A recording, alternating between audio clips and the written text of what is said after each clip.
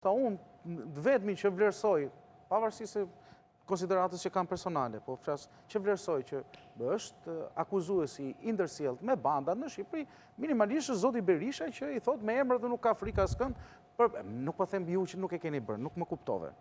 Po është e filozofia e partisë. Po duke bërë këtë, unë mendoj se bëhet gabim. Pse?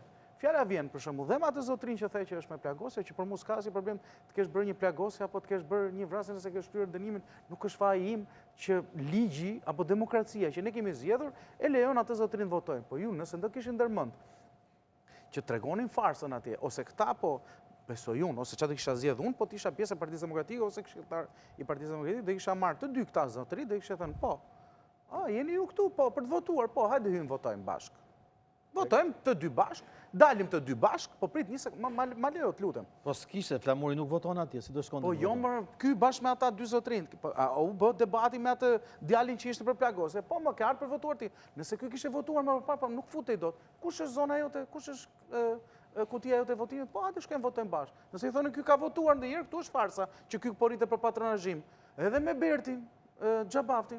Po, më pse po rini ju këtu? Doni votoni, çoj unë mërë, t'jeni dhe të mbrojtur nga vota juaj. Hajde im gjithë brenda, votojmë, dalim gjithë bashkë. Pse rini gjithë ditën këtu ju? Këtu nuk është me hongër fara. Pastaj, dalim të farsa ose ndikimi.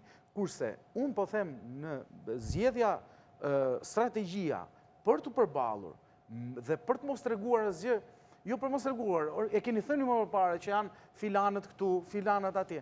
Problemi është që ditën e zgjedhjeve do të tregoni që këta njerëzit ishin kategorikisht mediat i kishit, ja ku i kemi, po, doni të votoni, po, ja ku janë dhe mediat, ja ku janë dhe unë, ju ndihmoj, hajde votoni. Unë mendoj se ishte strategji e gabuar, se pastaj ju doli ajo zonja, më fal, të lutem dhe mbarova. Ju doli ajo zonja dhe ju tha, mban mend atë kishin që i dërgove me grave në parlament. Pra, duke bërë këtë, mund keni gjithë ditën të drejtë për revoltën tuaj më kundrejt bandave, kundrejt Ramës që i kanë gjitha pushtetet.